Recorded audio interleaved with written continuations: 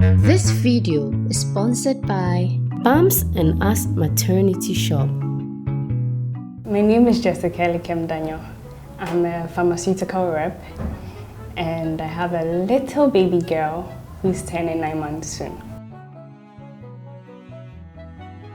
I wasn't feeling well in the month of February, I believe, yes. So I just decided to get a pregnancy test kit. And then I was with the baby's daddy then when I wasn't feeling fine. So we're joking about it, that I could be pregnant. And then I'm like, okay, let's go get a kit. And we went to the pharmacy shop and got a kit. And then it was positive. After I found out with the test, and to be sure, I went to the hospital to do a lab test and to confirm, because having a baby and not being married was not part of the plan. So I didn't want to believe that I was pregnant. So we went to the hospital and then it turned out that yes, I was pregnant. And then the challenge was how to tell my parents and everyone else. So knowing how my parents were, I wanted to wait till after the first trimester to let them know. But the baby daddy's siblings already knew because the test was taken in a hospital where the man's sister worked. So she was first to find out and then she told everyone else. So it wasn't just me, it was now a whole family involved. As to if I wanted to keep it or not was what was left to me. Everyone else shared their thoughts and then it was left to me to decide. So because I hadn't made a decision, I couldn't involve my parents because if I'm not going to keep it, there's no need telling anyone else. So I think it was eating into the first trimester and then I still hadn't decided whether to keep it or not. So some way, somehow, I remembered that I'm a sickle cell carrier, which is AS. I've always known this. But funny enough, I didn't ask the baby's daddy what his status was.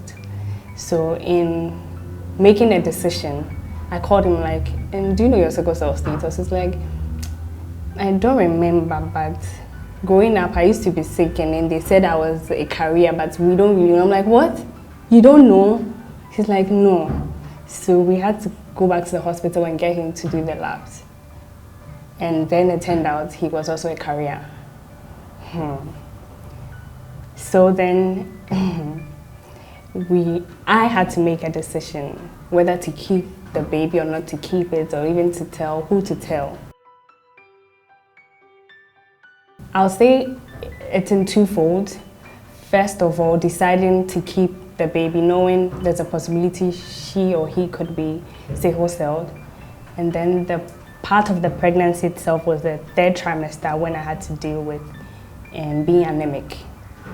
So the first part was up until I decided I wanted to keep it. And then the second part was facing the anemia in the third trimester. Okay, so the truth is, I didn't know being a carrier would affect my pregnancy. I think if I knew, maybe I wouldn't have kept the baby actually. So it was after we did the labs, the first, that I was told I would have to be checking my iron level because I could go straight into being anemic. So then I started reading and knowing what to eat. I was on a diet, I had to see the dietitian the entire second and third trimester because the HB kept fluctuating like that. It's either high or low, or high or low. It was never fixed. So it affected my dieting a lot, a whole lot, a great deal. And it was tough because already eating is a problem. And now sticking to a particular type of food, it wasn't easy. But I think we did it. Nope, I didn't have cravings. Okay, I did. I was craving ice, which is also a sign that shows that you're iron deficient. If you're craving ice block, It's all I took. I couldn't take warm water, room temperature water, I'll throw up. So my whole 9 months, I was on ice. That was the only craving I had. From the nutrition department, I was asked to take turkey berry, kwewu suswa, kwewu suswa, with blended orange or pineapple. So I'll have to boil it for a while, get it to cool down, then squeeze the orange or pineapple into the blender and then blend it. So it's like a shake, juice. Then, since I like it iced, I put in the freezer and then I chew on it. Morning, afternoon, evening, dawn. I was always on it.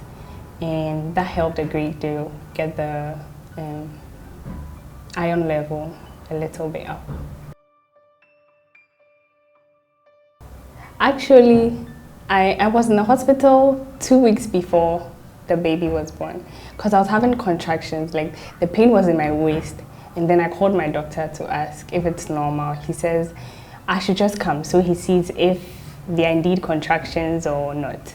So I went to the hospital and then they checked and they were contractions. So I stayed in the hospital for 4 days and then I had to be sent back home because I had not dilated yet.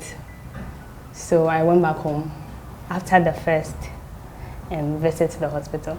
So then I was set to be induced on my due date. I wanted a November baby, and my date was November 1st. So my doctor said, okay, I can have it on that day. So on Thursday, which was 31st, I set off for the hospital in the morning to start the process. My only problem was I wasn't sure if the baby would come that evening or the next morning. So when I got to the hospital, I had to beg the doctor to hold on into the afternoon to start the whole labor going. So I got there in the morning and labor started. They gave me the drug after 12.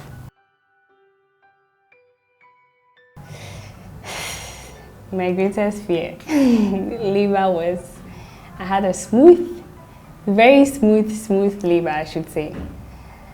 Yes. So after the second drug around 7 p.m., then the pain started.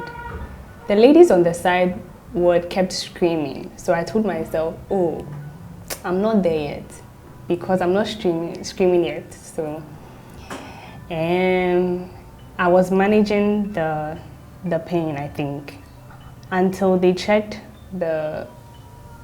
for the sequence and the rates. Then they realized it's escalating. I'm supposed to be screaming, is what the doctor said. So he didn't understand why I was composed. And I dilated just 2 centimeters as at 10 p.m. So he says, no, looking at how high these contractions are, they have to give me a pain medication. So around 10:30, I was given a pain medication. And instantly, I went to sleep. So my twin, my baby's daddy, and my cousin were in the room when I went to sleep. They said I slept for about 30 minutes, and then my water broke. I was still asleep. And in some few minutes, then they said they saw the head. So then they just rushed out to call the doctor. And so at some point, my eyes opened, but I was a little dazed, so I really didn't recall anything until the next morning. So the baby was born around 12:37. So the next morning, they told me I'd given birth. That's how it happened. I don't remember pushing, but I was told to push. That was what I heard. I was told to push, and I pushed, and they delivered the baby. I don't remember the experience for myself. It just happened. Apparently, the first time was when I was half asleep. So it was later in the morning, around 9 a.m., when I was fully awake, that I saw the baby. She was already dressed in her cot. I was like, oh, you're finally here. She was so tiny. And it was a nice feeling because it had been a long journey. It was a nice feeling seeing her for the first time. Okay, so in utero, when she was still in the womb, I was told I could check her sickle cell status. But then again, that would take me back to if I find out whether she's sickle celled or a carrier or normal, what I want to do. So they told me that would be in the 6th month of pregnancy.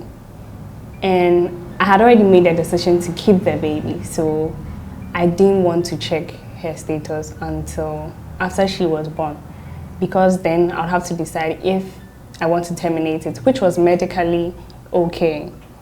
That was the struggle for me, because it was medically okay and I was given the option to terminate it and not have problems with the law. Then it was difficult to decide whether I wanted to go on till the end or terminate it. So I didn't want to know. I told them I'm keeping it. I don't want to know what her sickle cell status was. So I was told it will take 6 months after she's born to confirm what her status really is.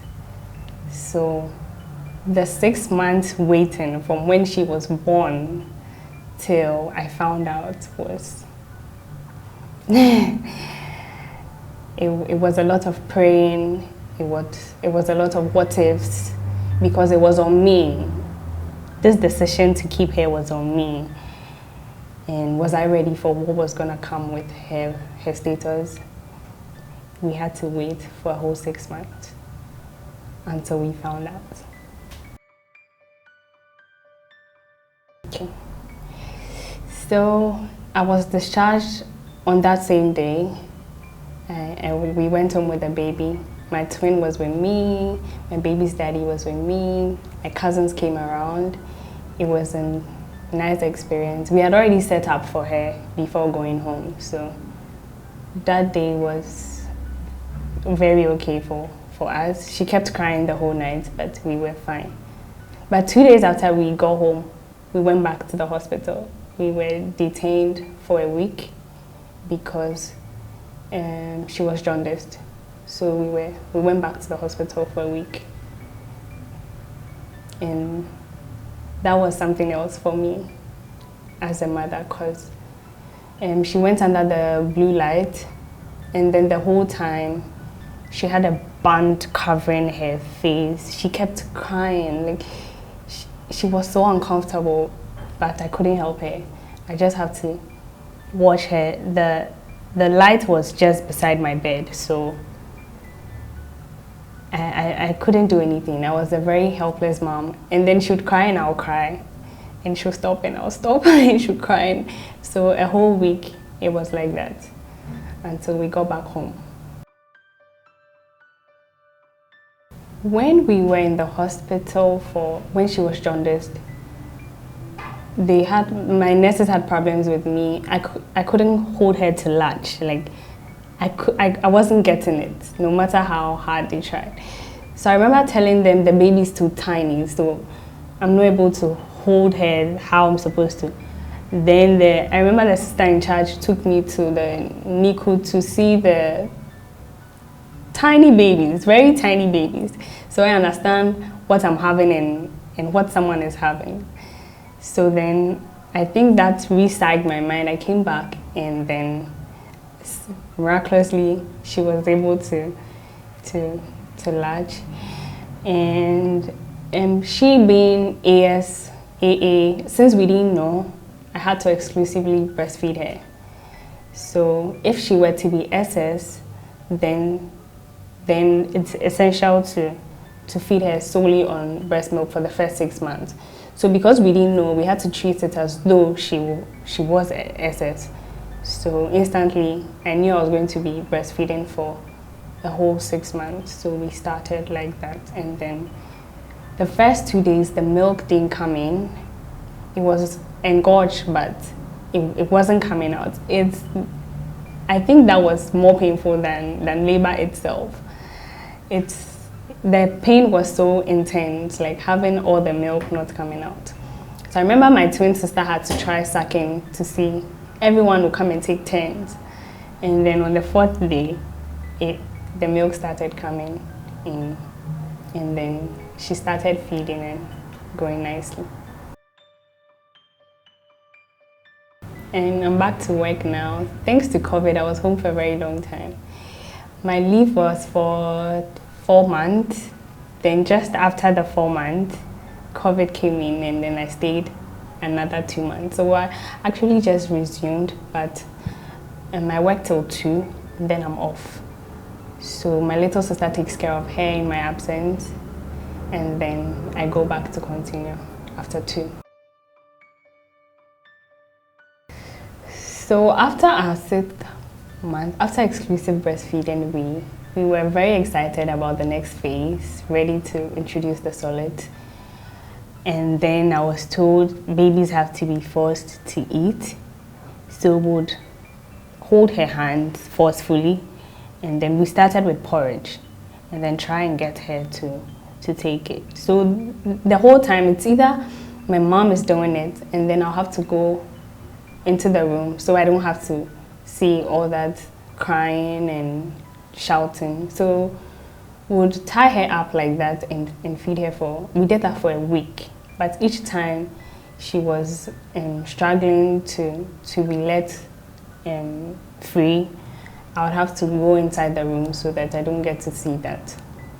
So after the week, I realized, no, even though the food was going down eventually, she wasn't happy. She would start crying when she sees a cup or a spoon or a bowl. Then I realized that I needed to find help. So I asked the nutritionist what would have to be done. And she's like, no, the approach was wrong. We have to start with and appreciate a spoonful of milk. If she takes that, then we should be content with that. So I went back to breastfeeding. Our pump express, if I step out, it will be given to her. So we did that for another month before we went back to introducing spoonful food to her. So she'll take 1, 2, and then continue with the breast milk. And I was okay with that because then she wasn't crying. So we started blending mango and pear. That was her favorite, mango and pear together. Then she started taking half a cup, and now she's eating so well. The risk involved in being a carrier and how to manage the pregnancy and the whole thing, I didn't know. I thought being a carrier and normal is okay for you. So my fear was more on what the baby status will be, but that wasn't it at all. It affected my HB the whole time I was pregnant. So if I knew this before getting pregnant, then it would have been easy. So each time we did the labs and the HB came low as 7, I would question why, until they took me through the counseling and made me understand that as a carrier, it's normal to have your HB levels drop so low. So I was on supplements like Totema, so many iron supplements, and then the turkey berry too. Each time I had to be on it, and I think that was the biggest challenge, not knowing what you're going into and not preparing and going into it. It's a challenge because the psyching of your mind is one thing, and going into it before dealing with it is another thing. So that was my biggest challenge, not knowing what I was getting into. I'll say I was blessed to have my baby turn out a carrier, because the worst is to have had her sickle cell. So it means it's a personal decision on my side and his side that we separate so that we don't have more children going through this. So we are co-parenting. He's doing very well with the baby. I'm doing very well with the baby, but we had to go separate ways so that we don't have a baby in future who would be sickle cell.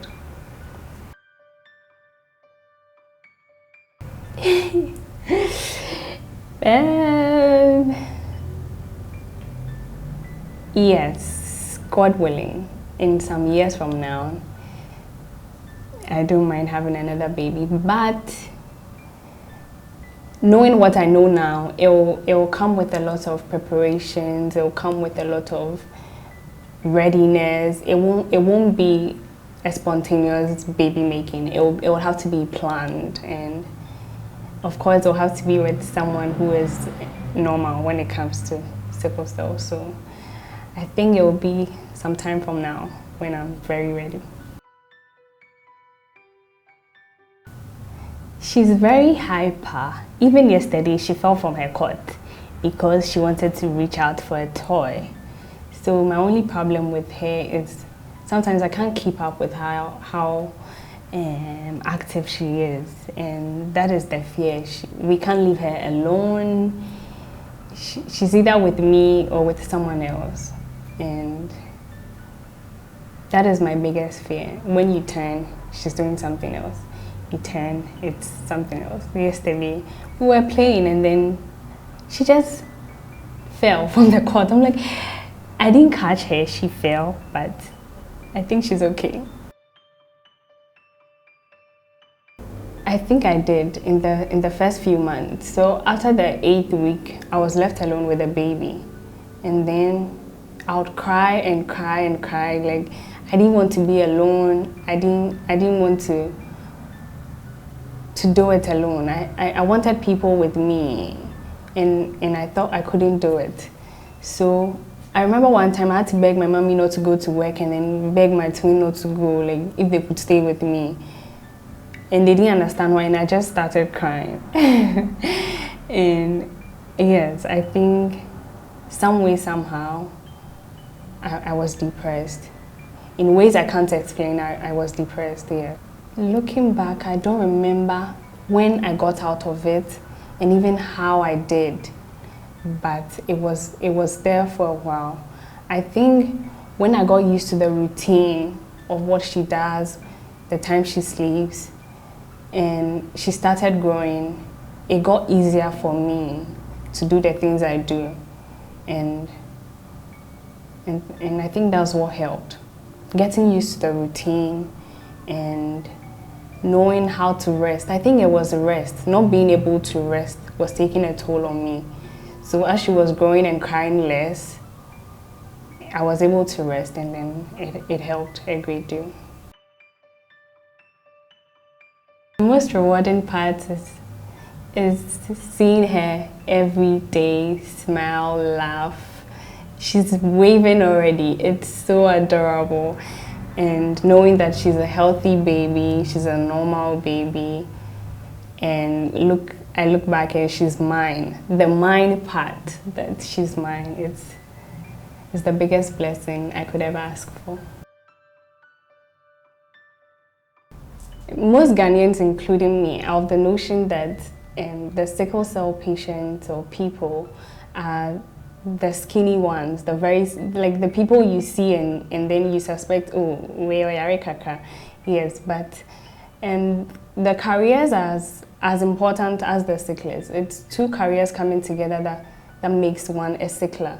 So fortunately or unfortunately, we cannot tell from the physique of a career that they are careers. Only the lab can detect that. So knowing that someone is well built or looks tough or nice or never been sick, I'm a career, but I don't have crisis. You can't tell from that. You need a lab to confirm that one is a career or not. So I would advise that you don't look to the face value, like what you see. Always insist on a lab to confirm your status and your partner's status. I was fortunate to have my baby turn out a career.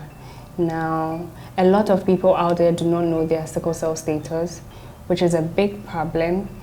First, I would ask that if you're in a serious relationship or any relationship, you must ask or find out your status and your partner's status This will go a long way to tell if you're going to have a healthy pregnancy or even if your baby is going to turn out right. If you are dating someone who is a carrier or even a sickle cell person and you are also a carrier, I would advise that you put a stop, if you can, to the relationship. Even though mine turned out good, it could have been worse.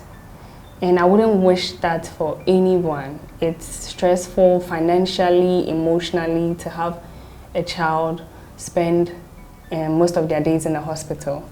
So if you don't know your status as a lady, I think it's necessary that you find out and ask your partner to do same. And if you find out you're pregnant and your partner is just like me, AS, we deal with probabilities when it comes to what the baby is going to be. If you're already in a situation, you're already pregnant, you would want to take care of yourself, eat well, know that you would definitely have low HBs along the line. It's absolutely normal to have them, but you need to fight back and get your iron level on the rise. And if you are not yet pregnant and you're dating someone who is also a carrier as you, I wouldn't advise that you continue with the relationship. You might not be as lucky as me next time. Yeah. This video was brought to you by Bumps and Us Maternity Shop. Expect in style.